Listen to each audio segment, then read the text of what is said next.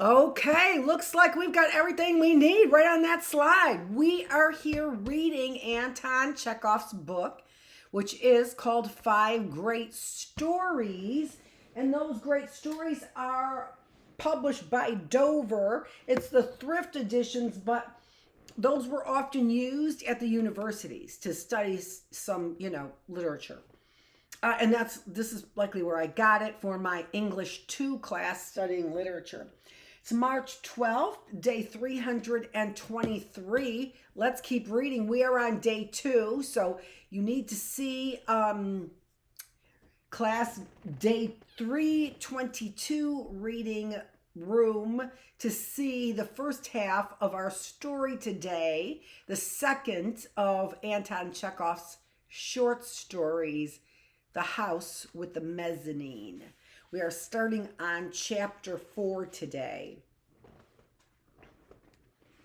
All was quiet outside. The village on the other side of the pond was already asleep. Not a single light was to be seen, and on the pond there was only the faint reflection of the stars. By the gate with the stone lions stood. By the gate with the stone lions stood Genya, waiting to accompany me. The village is asleep, I said, trying to see her face in the darkness, and I could see her dark, sad eyes fixed on me. The innkeeper and the horse stealers are sleeping quietly, and decent people like ourselves quarrel and irritate each other. It was a melancholy August night, melancholy because it already smelled of the autumn. The moon rose behind a purple cloud and hardly lighted the road and the dark fields of green corn on either side. Stars fell frequently. Genya walked beside me on the road and tried not to look at the sky to avoid seeing the falling stars, which somehow frightened her. I believe you are right, she said, trembling in the evening chill. If people could give themselves a spiritual activity, they would soon burst everything. Certainly, we are superior beings, and if we really knew all the power of the human genius and lived only for a higher purpose, then we should become like gods. But this will never be. Mankind will degenerate, and of their genius not a trace will be left. When the gate was out of sight, Genya stopped and hurriedly shook my hand. Good night, she said, trembling. Her shoulders were covered only with a thin blouse, and she was shivering with cold. Come tomorrow. I was filled with a sudden dread of being left alone with my inevitable dissatisfaction with myself and people, and I too tried not to see the falling stars. Stay with me a little longer, I said, please. I loved Genya, and she must have loved me because she used to meet me and walk with me, and because she looked at me with tender admiration. How thrillingly beautiful her pale face was, her thin nose, her arms, her slenderness, her inactivity, her constant reading, and her mind. I suspected her of having an unusual intellect. I was fascinated by the breadth of her views, perhaps because she thought differently from the strong, handsome Lida, who did not love me. Genya liked me as a painter. I had conquered her heart by my talent, and I longed passionately to paint only for her, and I dreamed of her as my little queen, who would one day possess with me the trees, the fields, the rivers, the dawn, all nature. Wonderful and fascinating, with whom, as with them, I have felt hopeless and useless. It almost sounds like Adam and Eve, doesn't it? Stay with me a moment longer, I called. I implore you. I took off my overcoat and covered her childish shoulders, fearing that she would look queer and ugly in a man's coat. She began to laugh and threw it off. As she did so, I embraced her and began to cover her face, her shoulders, her arms with kisses. Till tomorrow, she whispered timidly, as though she was afraid to break the stillness of the night. She embraced me. We have no secrets from one another. I must tell Mama and my sister. Is it so terrible? Mama will be pleased. Mama loves you. But Lida. She ran to the gates. Goodbye, she called out. For a couple of minutes, I stood and heard her running. I had no desire to go home. There was nothing there to go for. I stood for a while, lost in thought, and then quietly dragged myself back to have one more look at the house in which she lived, the dear, simple old house which seemed to look at me with the windows of the mezzanine for eyes and to understand everything. I walked past the terrace, sat down on a bench by the lawn tennis court in the darkness under an old elm tree and looked at the house. In the window of the mezzanine, where Missus had her room, shone a bright light and then a faint green glow. The lamp had been covered with a shade. Shadows began to move. I was filled with tenderness and a calm satisfaction to think that I could let myself be carried away and fall in love, and at the same time I felt uneasy at the thought that only a few yards away in one of the rooms of the house lay Lida, who did not love me and perhaps hated me. I sat and waited to see if Genya would come out. Genya would come out. I listened attentively, and it seemed to me that they were sitting in the mezzanine. An hour passed, the green light went out, and the shadows were no longer visible. The moon hung high above the house and lit the sleeping garden and the avenues. I could distinctly see the dahlias and roses in the flower bed in front of the house, and all seemed to be of one color. It was very cold. I left the garden, picked up my overcoat in the road, and walked slowly home. Next day, after dinner, when I went to Volkaninov's, the glass door was wide open. I sat down on the terrace expecting Genya to come from behind the flower bed or from the rooms. Then I went into the drawing room and the dining room. There was not a soul to be seen. From the dining room I went down a long passage into a hall and then back again. There were several doors in the passage, and behind one of them I could hear Lida's voice. To the crow somewhere, God, she spoke slowly and distinctly, and was probably dictating. God sent a piece of cheese to the crow somewhere. Who is there? She called out suddenly, and she heard my footsteps. It is I. Oh, excuse me. I can't come out just now. I am teaching Masha.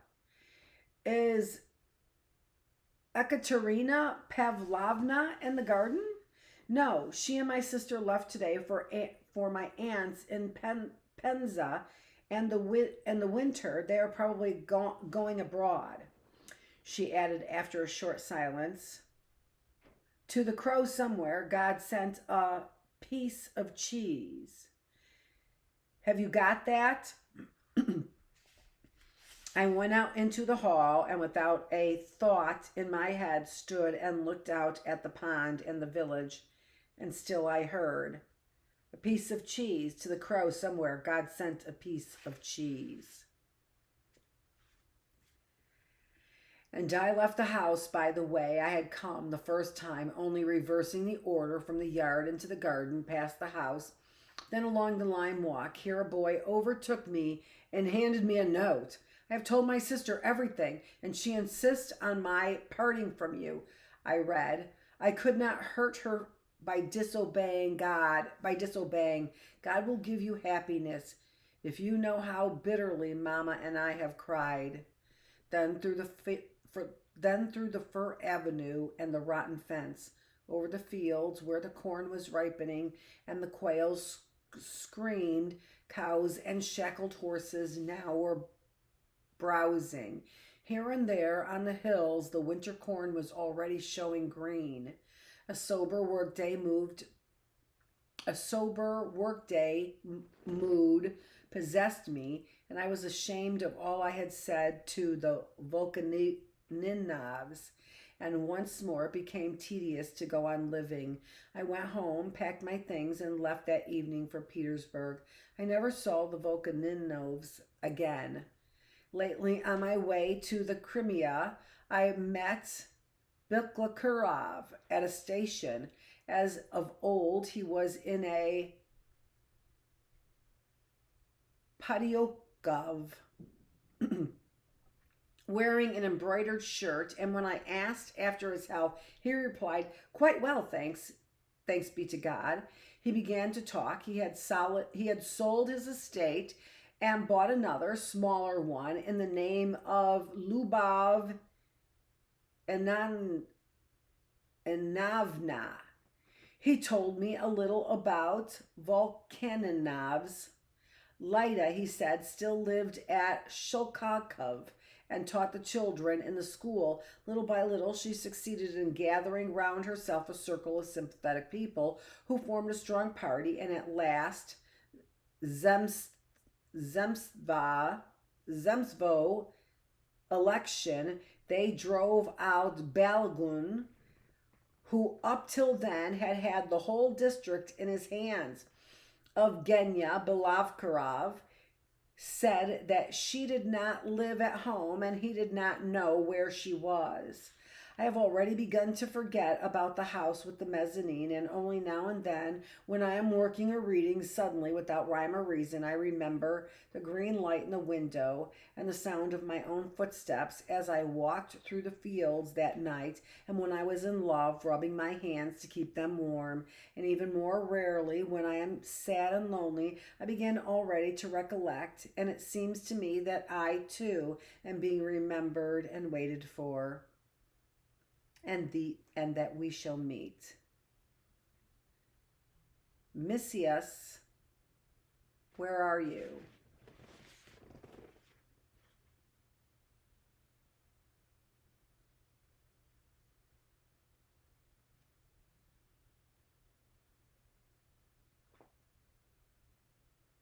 How interesting.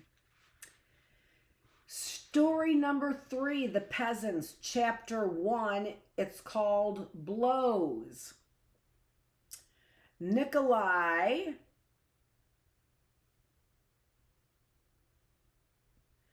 Chikildiev, waiter of the Slaviansky Bazaar Hotel at Moscow, became ill. Once in a corridor, he stumbled and fell with a tray of ham and peas and had to resign. What money he had, his own and his wife's, soon went on treatment. He was tired of idleness and had to return to his native village. It was cheaper to live at home, after all, and the best place for invalids. And there is some truth in the proverb, "At home the walls feel good." He arrived at Zhukovo towards evening. He pictured his birthplace as cozy and comfortable as a child, but now when he entered the hut, he knew it was close and dirty inside, and his wife Olga and little daughter Sasha looked questioningly at the big sooty stove, black from smoke, which took up half the hut and was covered with flies. The stove was crooked, the logs in the walls sloped, and it seemed that every minute the hut would tumble to pieces. The icon corner, instead of pictures, was hung with bottle labels and newspaper cuttings. Poverty, poverty. Of the grown-ups, no one was at home. They reaped in the fields, and alone on the stove sat an 8-year-old girl, fair-haired, unwashed, and so indifferent that she did not even look at the strangers. Beneath, a white cat rubbed herself against the pot hanger. "Puss, puss," cried Sasha. "Pussy." She can't hear, and the girl on the stove, she's deaf. How deaf? Deaf from beating. The first glance told Nikolai and Olga the life awaiting them, but they said nothing, silently laid down their bundles and went into the street. The hut was the third from the corner and the oldest and poorest in sight. Its next door neighbor, indeed, was little better, but the corner cabin boasted an iron roof and curtains in the windows. The cabin had no fence and stood alone. It was the village inn. In one continuous row stretched other huts, and as a whole, the village, peaceful and meditative, with the willow, elders, and mountain ash peeping out of the gardens, was pleasing to see. Behind the cabins, the ground sloped steeply toward the river, and here and there in the clay stuck denuded stones. On the slope around these stones and the potter's pits lay heaps of potsherds, some brown, some red, and below stretched a broad flat and bright green meadow already mown and now given over to the peasants' herds. A verst, which is see page 1. Wouldn't have been easy just to say it. Slightly over a kilometer, about 2/3 of a mile. Did you remember that?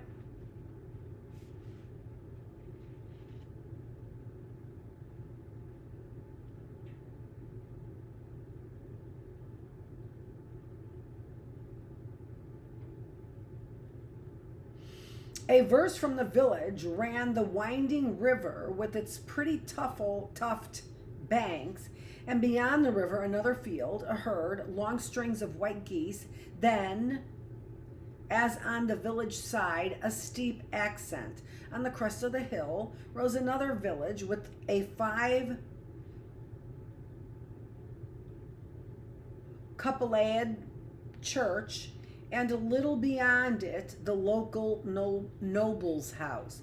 It's a fine place, your village, said Olga, crossing herself towards the church. What freedom, Lord. At that moment, it was Saturday night. The church bells rang for vesper service. In the valley beneath, two little girls with a water pail turned their heads towards the church and listened to the bells. At the Slaviansky Bazaar, they're sitting down to dinner, said Nikolai thoughtfully. Seated on the brink of the ravine, Nikolai and Olga watched the setting sun and the image of the gold and purple sky in the river and in the church windows, and inhaled the soft, restful, inexpressibly pure air, unknown to them in Moscow. When the sun had set, came lowing cattle and bleating sheep. Geese flew towards them, and all was silent. The soft light faded from the air, and evening shadows swept across the land. Meantime, the absent family returned to the hut. First came Nikolai's father and mother, dry, bent, and toothless, and of equal height. Later, their sons' wives, Maria and Fekla, employed on the noble's farm across the river. Maria, wife of Nikolai's brother Kuryik, had 6 children. Fekla, wife of Denis, then a soldier, 2, and when Nikolai, entering the hut, saw the whole family, all these big and little bodies which moved in the loft, in cradles, in corners, when he saw the greed with which the old man and women ate black bread soaked in water, he felt that he had made a mistake in coming home, sick, penniless, and, what was worse, with his family.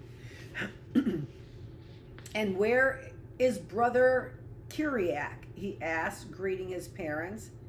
He's watchman at the trader's, answered the old man, in the wood.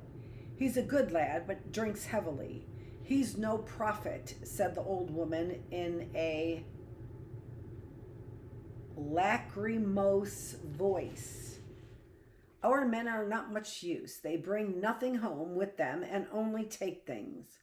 Our Kuryak drinks, and the old man, there's no use hiding it, himself knows the way to the drink shop. They've angered our mother in heaven. In honor of the guests, the samovar was brought out. The tea smelt of fish. The sugar was damp and looked as if it had been gnawed. The bread and vessels were covered with cockroaches. It was painful to drink and painful to hear the talk of nothing but poverty and sickness. Before they had emptied their first glasses from the yard came a loud, drawling, drunken cry. Maria! That sounds like Kuryak, said the old man. Talk of the devil, and he appears. The peasants were silent. A moment later came the same cry, rough and drawling, and this time it seemed to come from underground. Maria! The elder daughter-in-law, Maria, turned deadly pale and pressed her body to the stove, and it was strange to see the expression of terror on the face of this strong, broad-shouldered, ugly woman. Her daughter, the little indifferent girl who had sat on the stove, suddenly began to cry loudly. "Stop howling, Cholera!" cried. Boy, oh boy, that cholera gets brought up quite a bit, and that's just interesting. And that's cholera, the disease. Stop howling, cholera. She's calling her a disease. Cried angrily Fekla, a good-looking woman, also strong and broad shoulders. "He won't kill you." From the old man, Nikolai soon learned that Maria was afraid to live with her husband in the front, and that when he had drunk too much, Kuriak came for her and made scenes and beat her mercilessly. "Maria!" came the cry, this time from outside the door. "Help me, for the love of heaven, help me!" Chattered Maria, breathing as if she had been thrown into icy water. "Help me, kinsman." The house full of children suddenly began to cry, and seeing them, Sasha did the same. A drunken cough echoed without, and into the hut came a tall, black-bearded muzhik, peasant. That means peasant. Wearing a winter cap. In the dim lamplight, the face was barely visible, and all the more terrible.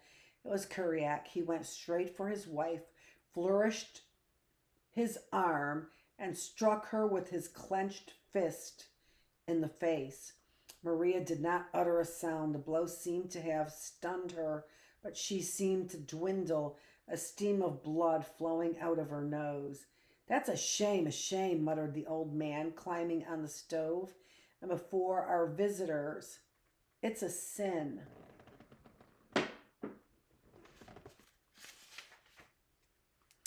The old woman kept silence and, bent in two, seemed lost in thought. Fekla rocked the cradle. Kuriak seized Maria's hand, dragged her to the door, and, to increase her terror, roared like a beast. But at that moment he saw the visitors and stopped. "So you've come," he began, releasing his wife. "My own brother and his family." He prayed a moment before the image, staggering, opened his red, drunken eyes and continued. "My brother and family have come to the parents' house from Moscow. That means the old capital. That means the city Moscow, mother of cities. Excuse." Amid the silence of all, he dropped on the bench near the samovar and began to drink loudly from a saucer. When he had drunk 10 cupfuls, he leaned back on the bench and began to snore. Bedtime came. Nikolai, as an invalid, was given a place on the stove beside the old man. Sasha slept on the floor, and Olga went with his young women to the shed. "Never mind my heart," she said, lying on the hay beside Maria. "Crying is no help. You must bear it. In the Bible it is written, 'Whosoever shall smite thee on thy right cheek, turn to him the other also. Don't cry, my heart.'" And then in a whisper she began to tell of Moscow, of her life there, how she had served as housemaid in furnished lodgings. "In Moscow the houses are big and built of brick," said Olga. "There is no end of churches, 40 forties of them, my heart, and the houses are all full of gentlemen, so good looking, so smart." And Maria's answered that she had never been in the distinct town, much less Moscow. She was illiterate and knew no prayers, not even Our Father. But she and her sister-in-law, Fekla, who sat some way off and listening, were ignorant in the extreme and understood nothing. Both disliked their husbands. Maria dreaded Kuriak, shook with terror when he stayed with her, and after his departure her head ached from the smell of vodka and tobacco. And Fekla, in answer to the question, did she want her husband, answered angrily, "What? Him?" For a time the women spoke, and then lay down. It was cold, and a cock crew loudly hindering sleep. When the blue morning light began to break through the chinks, Thecla rose stealthily and went out. Her movements could be heard, and she ran down the street in her bare feet. See, to me, when I read this kind of stuff and I hear about all the churches in St. Petersburg, I'm like, where's the church? Because everybody knows what's going on. So where's the church? That's what I think. Where are we on time? Okay. Chapter 2, Maria. When Olga went to church, she took with her Maria. As they descended the path to the meadow, both were in good humor. Olga liked the freedom of the country, and Maria found in her sister-in-law a kindred spirit. The sun was rising. Close to the meadow flew a sleepy hawk. The river was dull, for there was a slight mist, but the hill beyond it bathed in light. The church glittered, and rooks cawed in the garden of the big house beyond. The old man is not bad, said Maria, but my mother-in-law is cross and quarrelsome. Our own corn lasted till Shravetide. Now we have to buy at the inn, and the old woman is angry and says, you eat too much. Never mind my heart. You must bear that too. It is written in the Bible, come unto me, all ye that are weary and heavy laden. Olga spoke gravely and slowly and walked like a pilgrim, quickly and briskly. Every day she read the gospel aloud like a clerk, and though there was much that she did not understand, the sacred words touched her to tears, and words like Ashe Dandej, words like church, Slavonic, the liturgical language. That was the asterisk. Words in church Slavonic, the liturgical language. She pronounced with beating heart. She believed in God, in the Virgin, in the saints, and her faith was that it was wrong to do evil to any man, even to Germans, gypsies, and Jews. When she read aloud the gospel, even when she stopped at words she did not understand, her face grew compassionate, kindly, and bright. What part are you from? Asked Maria. Vladimir. I have been long in Moscow since I was 8 years old. They approached the river. On the other bank stood a woman undressing herself. That is Thecla, said Maria. She's been across the river at the squire's house with the stewards. She's impudent and ill-spoken, awful. Black-browed Thecla, with loosened hair, jumped into the river, and young and firm as a girl, splashed in the water, making big waves. She's impudent, awful, repeated Maria. Across the river was a shaky bridge of beams, and at that moment, beneath it, in the clear, transparent waste, swarm carp.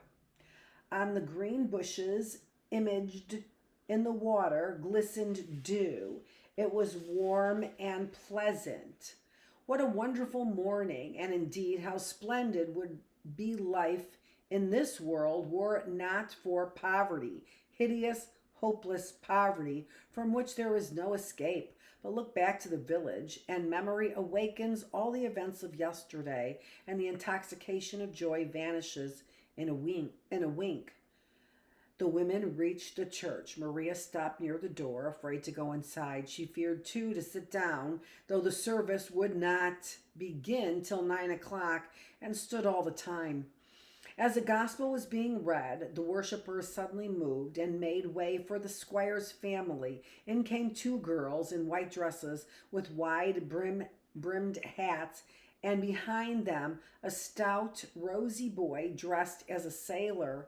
Their coming pleased Olga. She felt that here at last were well-taught, orderly, good-looking people, but Maria looked at them furtively and gloomily, as if they were not human beings, but monsters who would crush her if she failed to make way. And when the deacon sang out in a bass voice, she fancied she heard the cry Maria, and she fancied she heard the cry Maria and shuddered.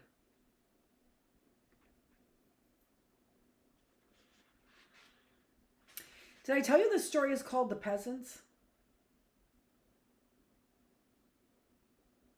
Story number 3, The Peasants.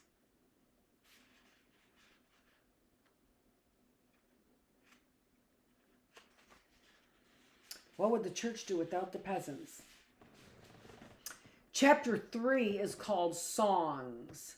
The village quickly heard of the visitors' arrival, and when church was over, the hut was crowded. The Leon Uachevs, Matvichevs, and Ilchovs came for news of their kinsmen in Moscow. Every man in Zhukovo who would read and write was taken to Moscow as waiter or boots. And similarly, the village across the river supplied only bakers, and this custom obtained since before the emancipation, when a certain legendary Luka Ivanovich of Zhukovo was lord of the buffet in a Moscow club and hired none but fellow villagers. These, in turn, attaining power, sent for their kinsmen and found them posts in inns and restaurants, so that from that time Zhukovo was called by the local population Kamskaya or Kolufka. That is jocular names implying that in personnel are cads and toadies. Interesting.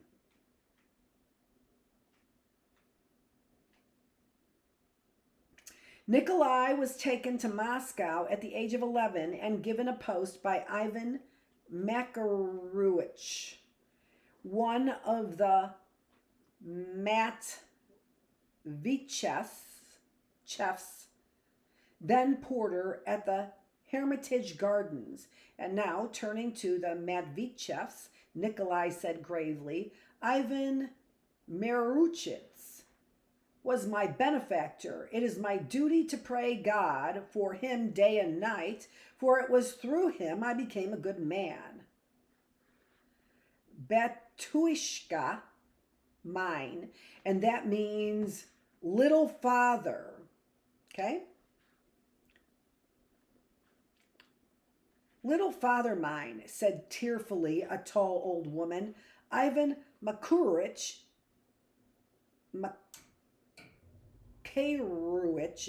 sister, and have you no news of him? He was at Oman's last winter and this season. I heard he's in some gardens outside town. He's grown old. Once in the summer, he'd bring home 10 rubles a day, but now everywhere business is dull. The old man's in a bad way. The women, old and young, looked at the high felt boots on Nikolai's legs and at his pale face and said sadly, You are no money maker, Nikolai Osipowitch, no money bringer. And all caressed Sasha. Sasha was past her 10th birthday, but small and very thin. She looked not more than 7. Among the sunburnt, untidy village girls in their long cotton shirts, pale-faced, big-eyed Sasha, with the red ribbon in her hair, seemed a toy, a little strange animal caught in the fields and brought back to the hut. And she knows how to read, boasted Olga, looking tenderly at her daughter. Read something, child, she said, taking a New Testament from the corner. Read something aloud and let the Orthodox listen. The old, heavy, leather-bound, bent-edged Bible smelt like a monk. Sasha raised her eyebrows and began in a loud drawl. And when they were departed, behold, the angel of the Lord appeareth to Joseph in a dream, saying, Arise, and take the young child and his mother. The young child and his mother, repeated Olga. She reddened with joy. And flee into Egypt, and be thou there until I bring thee word. At the word until, Olga could not longer restrain her emotions and began to cry. Maria followed her example, and Ivan Makarowich's sister cried also. The old man coughed and fused about, seeking a present for his grandchild, but he found nothing and waved his hand. When the reading ended, the visitors dispersed to their homes, deeply touched and pleased with Olga and Sasha. As the day was Sunday, the family remained in the hut, but the old woman, whom husband, daughters-in-law, and grandchildren alike addressed as grandmother, did everything with her own hand. She lighted the stove, set the samovar. She even worked in the fields, and at the same time growled that she was tortured with her work. She tortured herself with dread that the family might eat too much, and took care that her husband and daughters-in-law did not sit with idle hands. Once, when she found that the innkeeper's geese had got into the kitchen garden, she rushed at once out of the house, armed with a long stick, and for half an hour screamed piercingly over her cabbages, which were as weak and thin as their owner. Later, she imagined that a hawk had swooped on her chickens, and with loud curses, she flew to meet the hawk. She lost her temper and growled from morning to night, and often screamed so loudly that passerbyers stopped to listen. Her husband she treated badly, denouncing him sometimes as a lie-a-bed, sometimes as cholera. The old man was a hopeless, unsubstantial muzhik peasant, remember? And perhaps indeed, if she had not spurred him on, he would have done no work at all, but sat all day on the stove and talked. He complained to his son at great length of certain enemies in the village and of the wrongs he suffered day by day, and it was tiresome to hear him. Yes, he said, putting his arms to his waist, yes, a week after elevation, I sold my hay for 30 kopeki a pood. Yes, good. And this means that one morning I drive my hay cart and interfere with nobody, and suddenly in an evil moment I look around, and out the inn comes the headman, Anton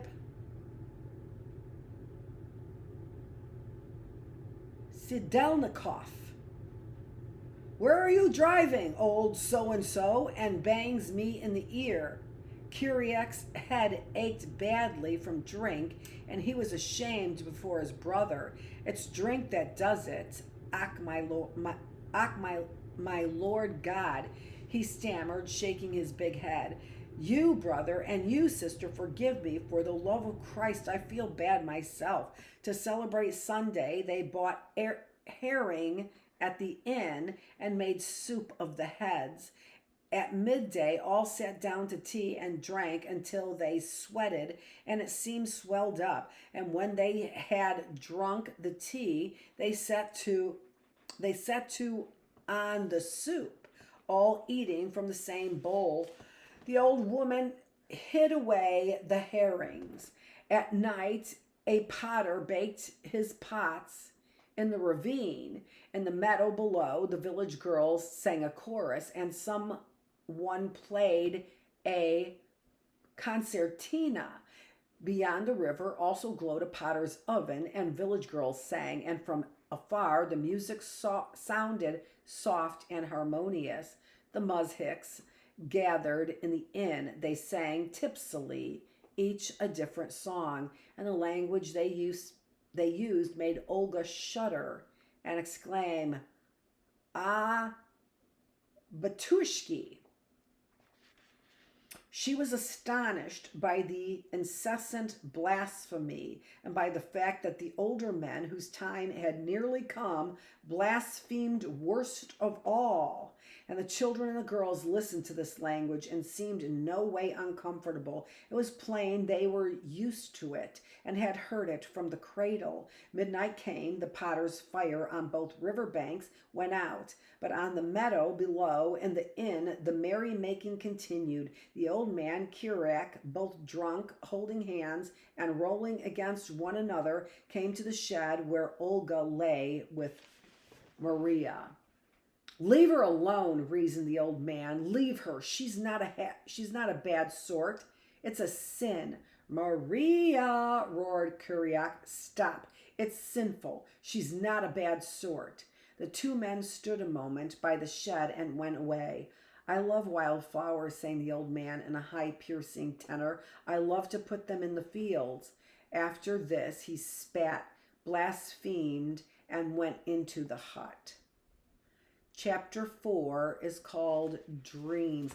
It's interesting to me, too, with this Catholic dialect, in particular, because I do cuss, right? Although I give it up for Lent, like, a good girl. They're calling it blaspheming. His cursing is blaspheming. Using the Lord's name in vain is, it's just interesting to me. This is Dr. Annette. So the crossover in language and culture is very interesting, right? This is Dr. Annette Feravich. Thanks so much for joining me here this week in the classroom. This specific classroom is the reading room. Check out the other two that we had earlier today, Early Birds and the Bookless classroom. Both went swell today. It is day 323 that we are wrapping up. It is March 12th, and I took 2 aspirin, and that really helped reduce the swelling. So yeah, we're going to see how this plays out. This is Dr. Annette Feravich. Thanks so much for joining me here in the reading room, the classroom, where we are reading Anton Chekhov's 5 great short stories. Yeah, that's what they're called. 5 great short stories. They are depressing as hell. Thanks so much for joining me. We're going to figure out a better way to revive our spirits after we read these stories. They are, though,